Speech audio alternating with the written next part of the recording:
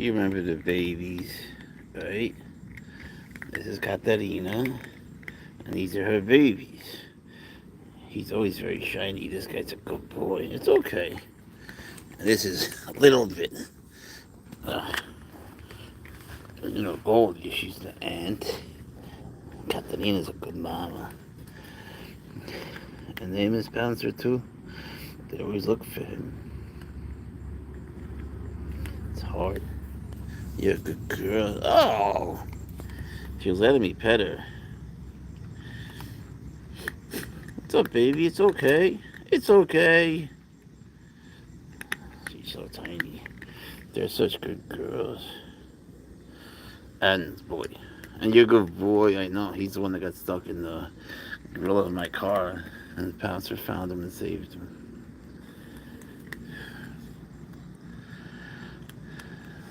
So here we are. You're a good girl. This is a very sweet kitty. And they all need homes. I just feed them. But they need a home. Look, cute little kitten. It'd be a wonderful pet for somebody. I'll help you with spaying and neutering. I'm in South Carolina. And this is Goldie. She's so sweet. She really deserves a home. They're always outside, enduring the elements and the heat. Look at this. Look at these faces. How could you not want one? Look at your face. Come eat. Come eat with your mama. Come on. Come eat with your mama. Come on, baby. Come on, baby. Does it look like she's filled up? You look like you're filled up and tired, actually. All right. I know you're hungry. I forget his name. Andre named, I think it's Playful. And he named her a little bit. I named this one Katarina. And he named this one Goldie. Andre's good with names. They miss Pouncer too, man. My neighbors just sit outside and they just have like their heads in their hands. It just sucks, man. It's the weirdest, most terrible thing. You're a good girl. You're a good girl. But it's sort of nice to see them, right? They're always looking for him.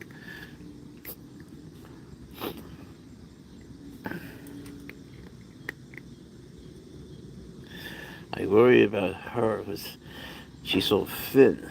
I don't know if it's because they're still nursing or if she needs to be dewormed. I've been deworming her. But so far she hasn't put back much weight. I'm going to have to take her in. Goldie's always okay. Goldie... Well, I take that back. Goldie hurt her leg. She was limping really bad, if you remember. And then she got better and better and better, and now she's all better. And she runs and comes to supper right on time. She just had a sprain. That's one thing that scares me about vets. Like sometimes they can overreact. Hi, Susan. They're good babies. This is a kitten named Little Bit. They're very sweet. And this is a little boy who's new to the world. I think Andre named him Playful. I'm not sure. But he's always shiny. Look what a good job. You do a good job. You go to the car wash and get polished. Look at him. He's always shiny.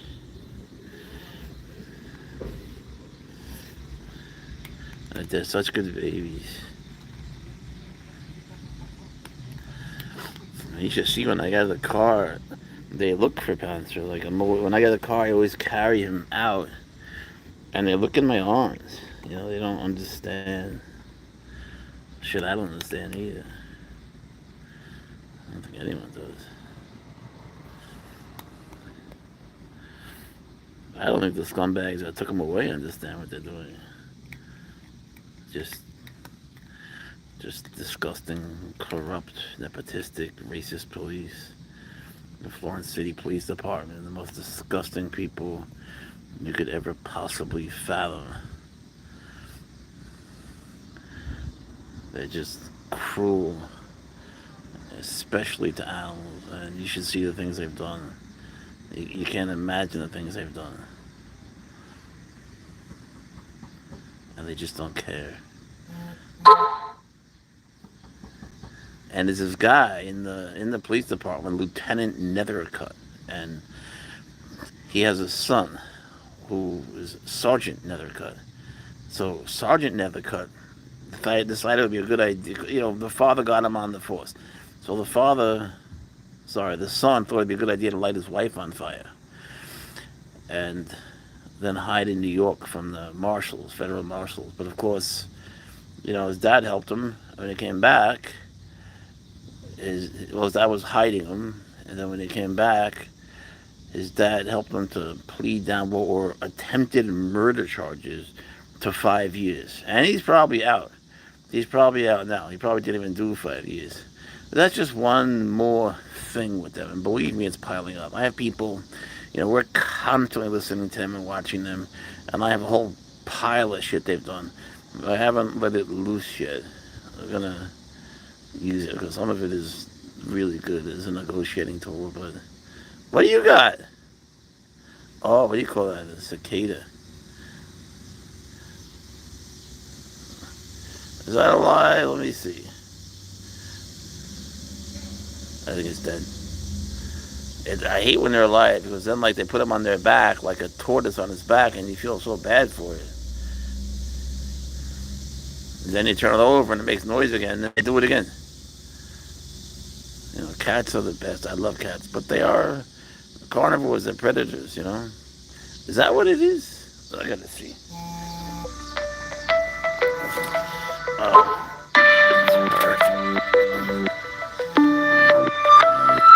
I bet. Oh, we're still live. I didn't mean to still be live. Sorry. Rodney, who the fuck knows, man? They just took him. There's no law that was broken.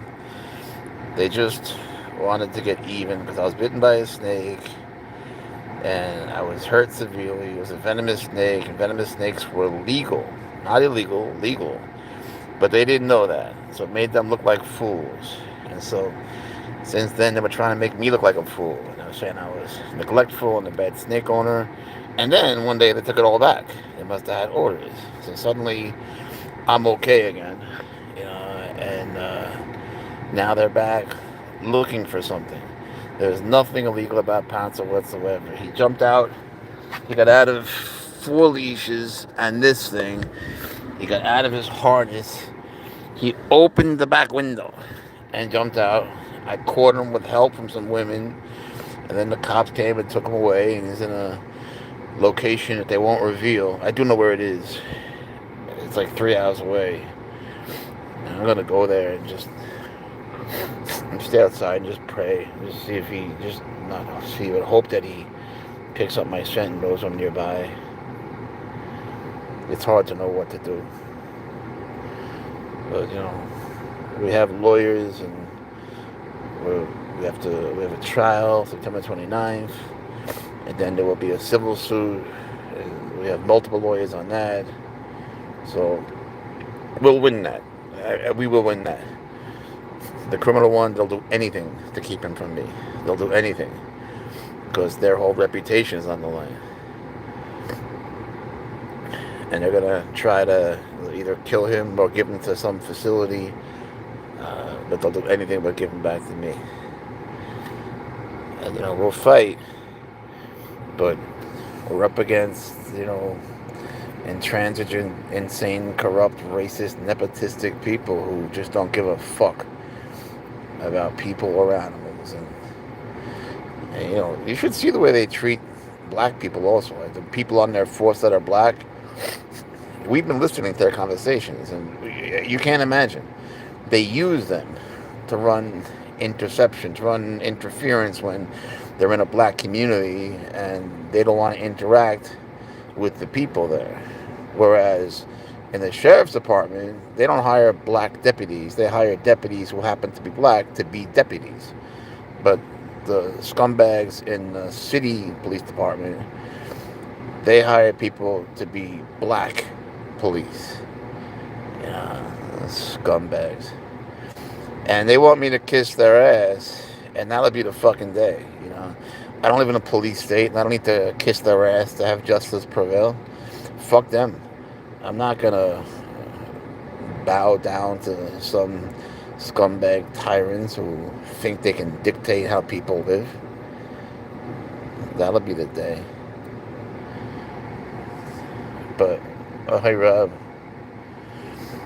Um, hey, Danny, how you doing? I appreciate it. It's hard, man. I'm not gonna lie. It's like the hardest thing ever. I mean, like in the last 12 months, I was bitten by the most venomous snake in the world, which really fucked me up.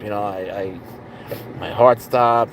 Foaming at the mouth, having convulsions. I was intubated for 10 days, unconscious for weeks, and the pain was just inexpressible, and the hallucinations were from hell. And then I got mauled by a bear that was going after Pouncer. And you saw those videos. That was pretty painful too. This this this is a different kind of pain. This is a different kind of pain. I'll tell you what people don't know, which is that when you bond with an animal like this, and they bond with you, well, I didn't. When you bond with an animal like that, there's something that happens in your neurochemistry, something in your brain, and your brain is your mind essentially, and it's like a feeling of withdrawal when you're apart. Even before this, just being apart for a little bit, you get this terrible sense of withdrawal, like you need to see each other. And I don't know what kind of witchcraft he did to me. I don't know. I can't explain the physiology of it, but I just know the effects. I don't know the machinery, but I just know that it's true. And he feels it, and I feel it. And I guess the only upside is that I know he's alive. I can feel he's alive. I know he's alive. I can't see through his eyes, but it's like I can almost, I can feel he's alive. And I do know where he is, and he's not getting his seizure medicine. He's not getting proper food. They've been throwing him like raw chicken drumsticks. There's Andre. They have no idea what the fuck they're doing. And they're not equipped. This is a place for possums. They have him in this little disgusting cage. And he's not used to that, man. Pouncer never spent the night outside alone. He sleeps with me. You know how he is. He needs to be tucked in and get a bedtime story and sleep in his pajamas and have kisses. Otherwise, he won't sleep. What's up, Aaron? So I was thinking about driving by there, just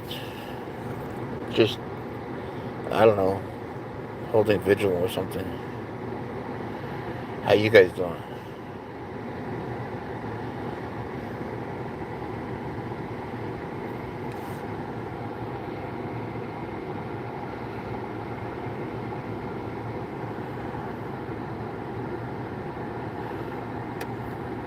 Updates.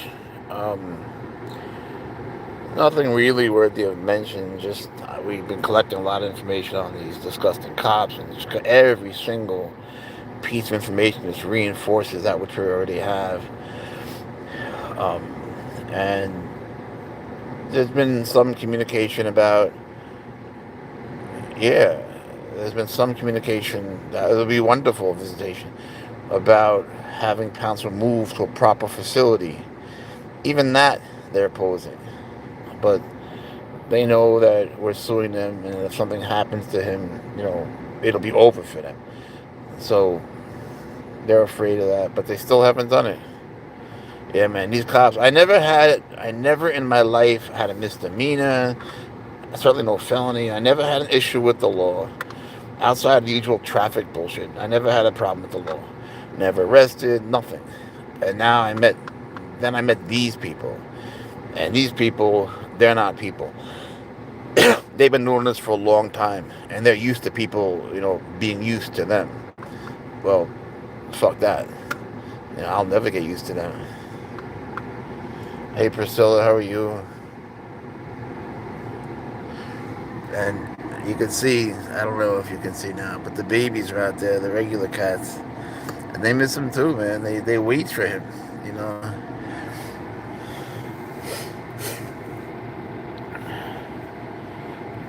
They took him away.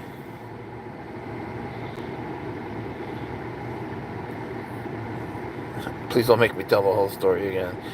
But he didn't do anything wrong. I went inside of a store for 5 minutes, right? And I left him with the car on, which we do all the time. I have to get a drink sometimes. Sometimes I get him things like toys or whatever. And I left the car on, the AC. He got out of, he had 4 leashes on, and he had this thing, and he had his harness. He got out of 3 of the 4 leashes. One stayed connected. And he opened the back window and jumped out, and he went into this brush.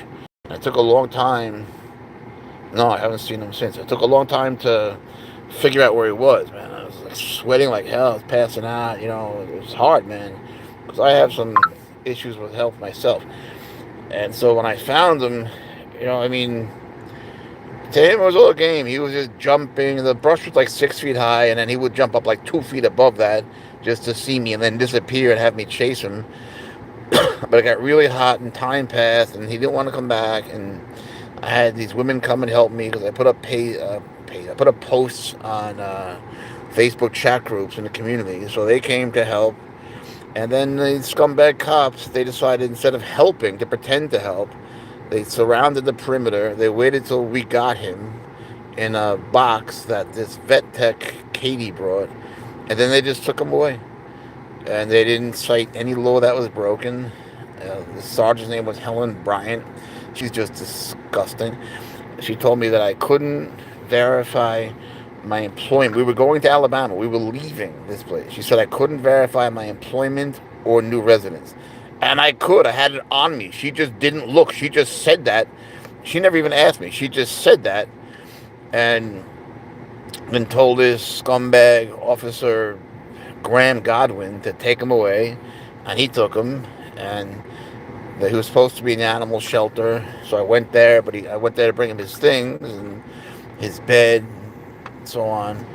And that scumbag shows up. And he said, why are you here? How can they leave without even? Because they're assholes. And so he shows up, and he's like, yeah, they called me because you're here. I'm like, yeah, because you told them to. And so he said that they moved him to a facility which he calls secret. And I said, why won't you let me go there? It's all on video. He goes, because. And he was smirking, man. Honestly, I never noticed he was smirking. I was so upset. But all my friends were like, look at this guy smirking. And like, yeah, I look back and I watched the video. Just watch the video in the animal shelter. Look at this guy. I enjoyed it. I never even noticed that. Like, why is he enjoying it, sadistic bastard? And so he wouldn't tell me where it was. So, of course, I found out anyway. And, we got people with drones and all sorts of shit out here. Like, we're working this. And there's all sorts of communities of, you'd be amazed. Like, there's communities for just raccoons and other animals. And these people, suddenly they're relevant. I'll tell you why one day. So we found the place, and they don't know what they're doing, and it's meant for little marsupials. It's not meant for cats. They have no idea how to deal with cats. They completely, they're run by a couple. The man is an asshole. Everyone hates him, but I hear he's not mean to animals or nice. He just doesn't care. The woman's supposed to be very nice, but she's ill-equipped and has no idea even what kind of cat he is. So, yeah, the whole thing is just unconscionable. It's insane. And Pouncer belongs with me, and they don't understand the damage they're doing to him. It's irreparable. He's not going to be the same when he gets back. PTSD is a real thing in cats. Shit, it's a real thing in people. I'm feeling it too. It's very hard for us when you're bounded like this. It's very hard to be apart. It's physically, emotionally, psychologically very, very painful. It puts you in a very precarious situation. So, anyway, I was thinking of driving out there. I just wanted to check in and show you the kitties from outside. But Then I got to talking with someone, and it turns out you guys are still here. Sorry about that. So anyway, I'll let you be. I hope that you guys have a nice weekend. We'll stay in touch. I'll try to keep you updated. Yeah, man, they did. They just took them. They don't even even in court. They couldn't cite one law that we wrote. They themselves, openly admit that there's no crime that's been committed, and yet they persist. So it's incredibly frustrating, but there will never be a day when we'll quit. Thank you, Aaron. All right, guys, be well.